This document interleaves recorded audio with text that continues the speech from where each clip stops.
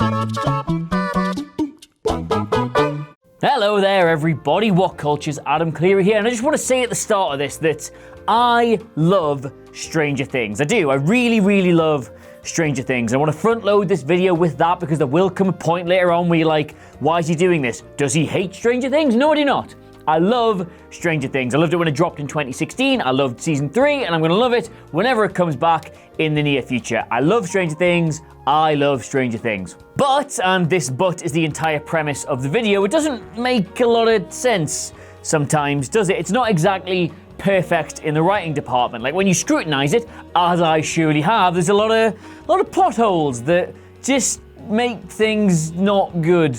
Forgivable to an extent, yes, because no show is watertight, but when the show itself is about things not making sense, you need the framework of that show to make sense, I think. Look, we'll get into it and you'll see what I mean. My name is Adam Cleary, who, remember, loves Stranger Things, and these are 10 plot holes nobody seems to realise about Stranger Things.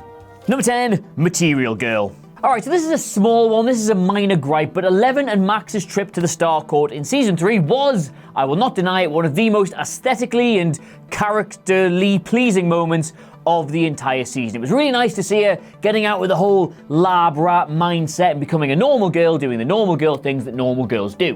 But the thing that got me about this scene afterwards was like, where did they get the money for any of that? Like, they're twirling their dresses and they're buying new outfits and they've got their ice creams and all of this. It's nice and it's fine, but they buy all this stuff and they're like kids. They haven't got any money. They haven't got any jobs. Like, Eleven lives in a cabin in the woods. She hasn't got any money. Max might have some pocket money, but not enough to buy two people entirely new outfits. Now, yes, that's not important. That's not the end of the world, but it was the fact that they sort of like showed the parallel between these two and Mike, who did not have any money to buy Elle a present. So the kids have no money except for when they do, and that was just, it's a small one, yes, but it annoyed me.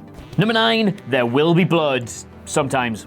A really good bit of writing I thought they had in this season was Nancy and Jonathan learning more about the Demogorgons and discovering that they are attracted to blood. That was quite clever because that plays out from season 1, where if you remember, Barb drops a bit of blood into the pool and then it appears. So that was a nice payoff to a long-running arc. There is actually a lot more to this than that. Like, Eleven actually specifically attracts the thing by making all the agents bleed out of their eyes, and then your man cuts his hand and it appears out of nowhere. But this whole idea that it's attracted to blood kind of plays at odds with the entire premise, the entire founding storyline of Stranger Things, and that is the disappearance of Will. The whole story behind Stranger Things in every season stems from this fact that Will was attacked by the Demogorgon, and it took him into the Upside Down and chased him around it for all of season 1 and still lives in him today.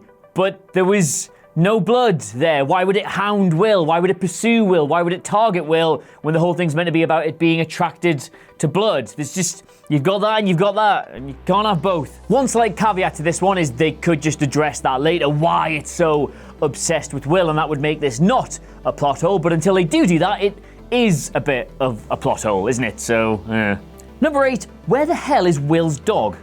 Remember Chester?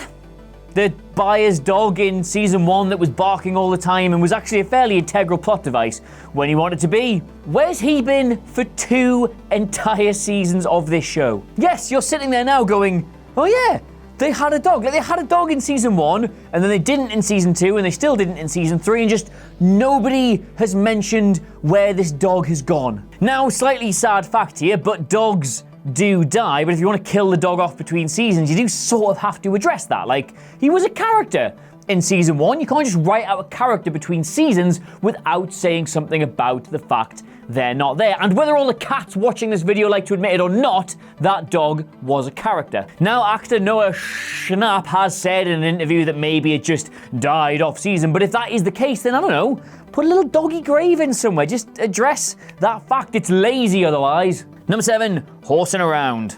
Right, okay, this one bothered me straight away as soon as I saw it, but I told myself I wasn't gonna let that bother me because it needed to happen and it was a great moment, but I have not been able to let this one go. One of the major narratives in season 3 sees Steve, Dustin, and Robin decoding this Russian message to find out what it means and where it's coming from, and they journey down to try and foil all of that stuff. And the key moment comes when Steve hears the little tune from the rocking horse in the back of the message and works out they are coming from within the mall. It is a great moment. But, and this is what got me right around the face as soon as it happened, they are broadcasting from a laboratory about a mile under the surface of the Earth, about a mile under all the solid concrete of the mall. How the hell does the noise from that rocking horse travel all the way down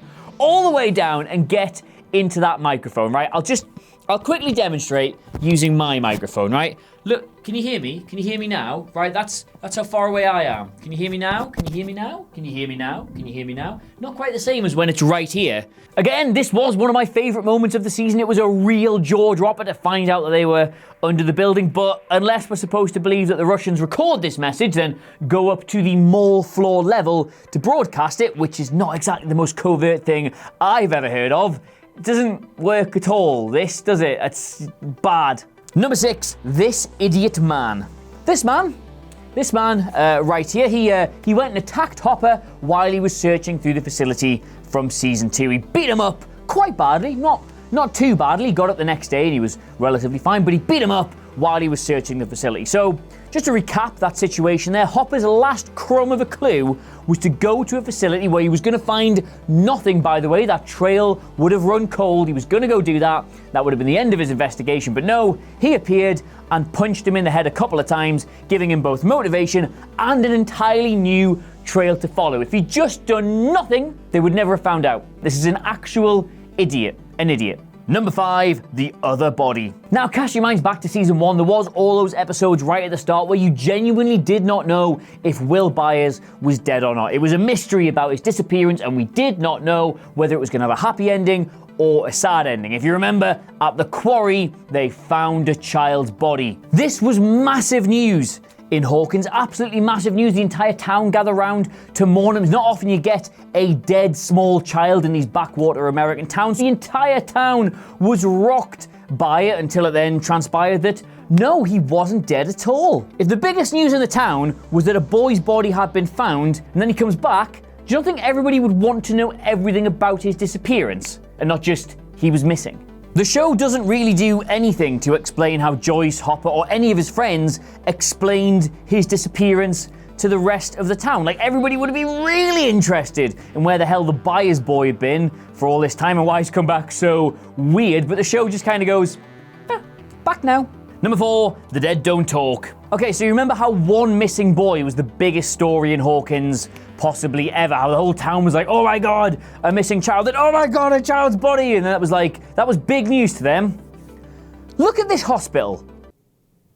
Now, yes, as I've already said, the show is not about any of these people, so we're not really going to focus on their deaths or the fallout from any of that, but this is a massacre. This is a mass murder in a hospital, and nobody really seems arsed at all. Like, they just kind of run out of the hospital, and then they have the 4th of July celebrations, and then that's just... Nobody really cares about the many, many, many piles of hacked-to-death bodies that are in this hospital. And even in the epilogue of the show, when we fast forward a few months to the cutting-edge report about all the mysterious goings-on in Hawkins, nobody mentions all of these deaths, which... look, I'm not a 1980s paranormal investigative American news journalist, but to me, the main story would be the massacre in the hospital, not the clouds. Number 3, the Starcourt fire. The big final scene in the court mall where it all just goes up in a blaze and say, oh, everything's falling down, and it's all very exciting, and visually this is where all the budget went. But how did it catch fire? Now, we did the article version of this on the website, and a lot of people were like, you idiot, it's the fireworks, obviously. Some of them went in a gap, and then a couple of t-shirts caught fire. And I can assure you, I have conducted an extensive experiment on this in Newcastle upon Tyne. I have sent multiple fireworks in a clothes shop, and you get a couple of t-shirts catching fire, which is bad, admittedly, but you don't get the entire mall going ablaze, because it's a t-shirt fire. On the floor. Like, Gap is not made of wicker. And some of you even suggested that there was it was the explosion and the big doorway laser thing that they had. A Joyce and Hopper blew it up, so bang, explosion. That made the mall caught fire. That was a mile under the ground. How are you going to get an explosion in a metal room a mile underground that makes a shopping centre catch fire? And then how did they put it out? The fire brigade just turn up and with the hoses and stuff, and nobody mentions the giant carcass of the monstrous 40-foot mind flayer just in the middle of the food court. It's just the fire looked great, but as a narrative thing, no! And one quick final thing I have to say about this. I know some people suggested that they used the fire at the mall to explain all the deaths in the hospital, but do you not think just even one set of the families or just friends or anything would have gone, why are they saying all these people were at the mall when we know they were in hospital? Nanny's in there for a hip operation. She's in for 2 weeks to get a hip change. Why are they saying she was just roaming the promenade looking for a new outfit? Nobody, just, ugh. Number 2, friends don't lie. This is a really quick one, and this is the height of pedantry, but it still kind of works. In season 1, Elle says to Mike, "What is friend?" to sort of illustrate the fact she's not had a normal childhood, and it's part of her growing up, and part of the whole core narrative of Stranger Things, Elle's emergence as a normal child. What is friend? And then in 3 of the flashbacks, they show people using the word friend to her, and she understands what it means. So either they just forgot that that's not meant to be a thing, or she was just pretending to get a bit of sympathy. That's just... I'm sorry. I'm really sorry I had to bring this one up, because it's so pedantic, but it's just sorry. Number 1, the other gate. Alright, so this is the big one. Cast your mind back to season 1 of Stranger Things and the entire premise, the very setup of the show itself. They put 11 into the Upside Down, where she meets the Demogorgon for the first time, and this encounter tears a hole between our world and that world. The Upside Down and the top side up, whatever we're calling where we live. So 11 deduces that when things start to manifest topside, she must close that gate. This is the premise of season 1, and they do it again, but bigger in season 2. So in season 1, they close the first gate. In season 2, they close a much bigger, almost vaginal looking gate. And in season 3, they stop the evil Ruskies from opening up a third gate. But Demogorgons keep coming into the world without using those gates. Remember the thing that was reaching out at Joyce's wall? Well, that was sort of making its own gate. And then when it came out of the tree, it was making its own gate. And now that we know that there are loads and loads of bigger and smaller and weirder Demogorgons, why aren't they just all pouring through these gates that they're all able to create by themselves? I mean, unless, of course, that the gates magically seal behind them whenever they've been created, which, if so, why does 11 keep having to close these gates? They've never really laid out precisely how these things work, and thus they work very, very inconsistently. Now, yes, that's fine. It's a plot device. The gate isn't the whole important thing about the show, but it is. They keep making the gate the big thing. It was the big thing in 1. It was the big thing in 2. It was the big thing in 3. The gate, they keep saying.